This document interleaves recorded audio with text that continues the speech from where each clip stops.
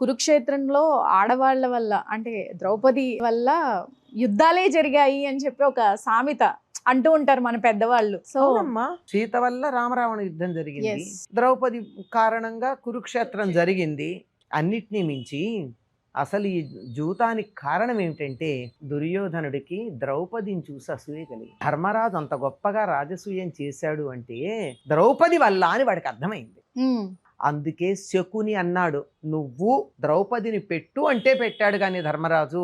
ఓడిపోయిన వాడు గెలిచిన వాళ్ళ మాట వినాలి గనక పక్కనున్న కర్ణుడు, వాళ్ళ నలుగురు ఒకటే కదా యూనిట్, ఆ మాట విని పెట్టాడు తప్ప తనంతట తానుగా ద్రౌపదిని పణంగా ధర్మరాజు పెట్టలేదు. గుర్తుపెట్టుకోవాలి. ఇది భారతం చదవకుండా అందులో ఉన్న ధర్మ సూక్ష్మాలు తెలుసుకోకుండా ఏదో పైన వాళ్ళు వీళ్ళు చెప్పినవి దౌర్భాగ్యపు సినిమాలు చూసి మనం ఇటువంటి దురభిప్రాయాలకు వస్తూ ఉంటాం. మహాభారతం లాంటి కథ ఉండొచ్చు, కురుక్షేత్రం లాంటి యుద్ధం ఉండొచ్చు, ఏదైనా ఉండొచ్చు సృష్టిలో, కానీ ద్రౌపది లాంటి స్త్రీ ఉండడం అసంభవం.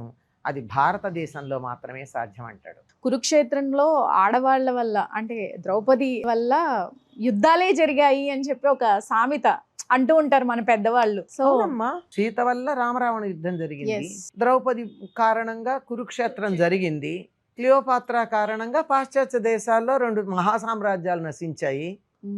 మాట్లాడేవాళ్ళు మగవాళ్ళు గనక ఆడవాళ్ళని తక్కువ చేసి మాట్లాడడం ఏమీ స్త్రీ వల్ల జరిగిందా? స్త్రీ పట్ల వాళ్ళకున్న వ్యామోహం వల్ల జరిగింది. అది గుర్తుపెట్టుకుంటే అర్థం అవుతుంది.